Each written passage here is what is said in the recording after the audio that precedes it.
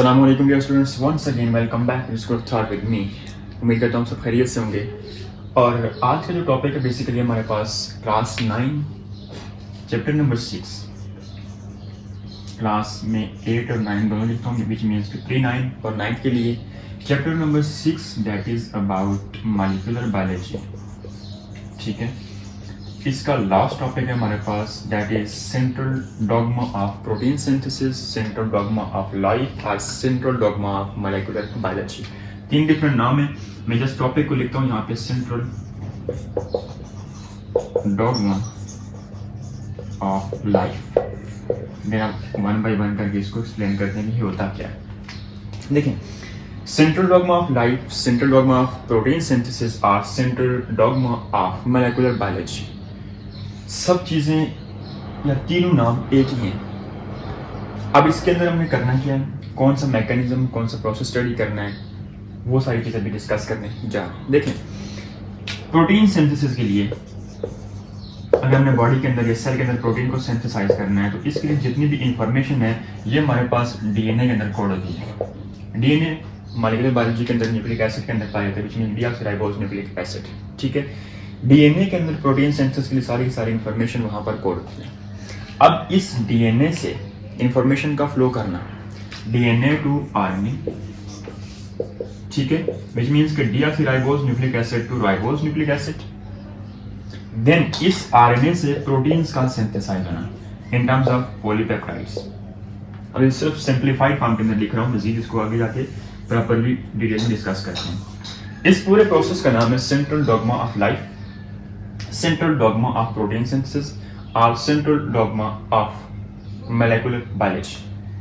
अब ये हमारे पास 2 मेन स्टेप्स के अंदर जाके कंप्लीट होगा, 2 स्टेप्स।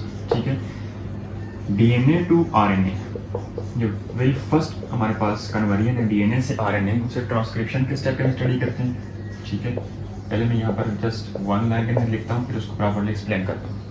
फिर इस आरएनए से मैं जस्ट अभी सिंपल करके लिखता हूँ, प्रोटीन्स का बनना is in this step that is known as translation. ठीक है, फर्स्ट ऑफ ऑल हमने क्या कह दिया कि DNA to RNA is called as transcription and RNA to protein is called as translation. Combined these 2 steps are called as gene expression. मतलब transcription and translation दोनों का नाम हमारे पास जीन एक्सप्रेशन। अब 1 बाय 1 देखते हैं। फॉर एग्जांपल नंबर 1 पे हमारे पास है ट्रांसक्रिप्शन। ये ट्रांसक्रिप्शन क्या चीज है? देखिए, हमने कहा कि central dogma of protein synthesis के अंदर के डीएनए से आरएनए, आरएनए का प्रोटीन्स का बनना। ठीक है, which means transcription from DNA to RNA, translation from RNA to proteins. तो अब इनको एक्सप्लेन करते हैं 1 बाय 1 करके कि प्रोसेस होता कैसे है। ट्रांसक्रिप्शन मींस कि डीएनए मॉलिक्यूल से आरएनए मॉलिक्यूल का बनना, RNA molecule formation from DNA molecule, कि डीएनए का कन्वर्ट होना into the RNA molecule is called as transcription. The very first step, shortcut कैसे लिखेंगे, डीएनए टू आरएनए। अब होगा कैसे, देखें, डीएनए जो हमारे पास है it's a double stranded molecule.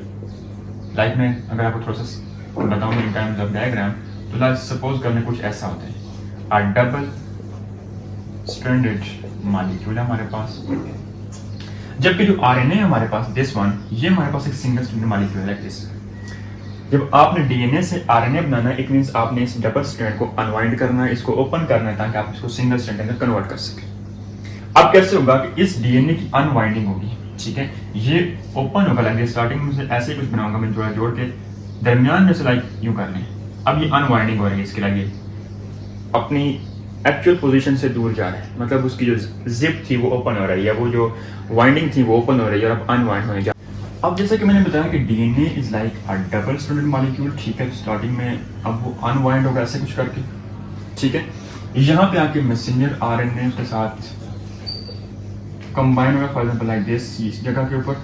ठीक है, अब इसका फॉर एग्जांपल स्ट्रैंड नंबर 1, ये स्ट्रैंड नंबर 2, एक स्ट्रैंड, ओनली 1 स्ट्रैंड है वो कॉपी होगा विद मैसेंजर आरएनए।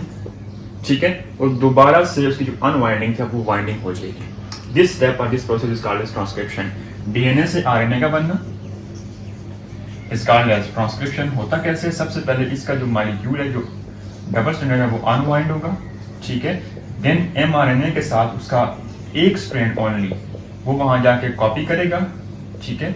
तो जो उसकी कॉपी होगी वो एक स्ट्रैंड के साथ होगी, उसके बाद दोबारा से वाइंडिंग होगी, वाइंडिंग अगेन, और दोबारा से हमारे पास क्या हो जाएगा, वो स्ट्रैंड दोबारा से अपनी उसी पोजीशन के अंदर आ जाएगा। This step is called as transcription. Second step of gene expression is called as translation,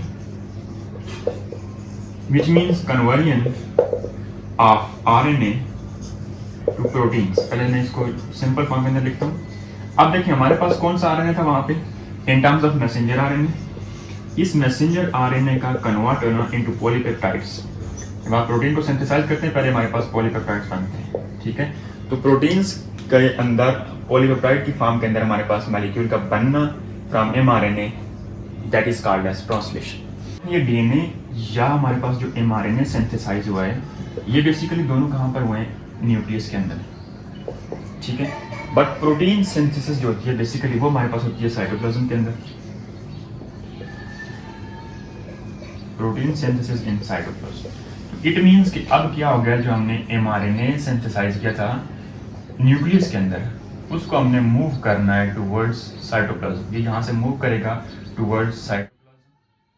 अब जब साइटोप्लाज्म के अंदर जाएगा तो वहाँ पास सेल ऑर्गेनेल्स पाई जाती है। स्पेसिफिकली जो हमारे पास हमें चाहिए था protein synthesis, that is called as ribosome, ठीक है।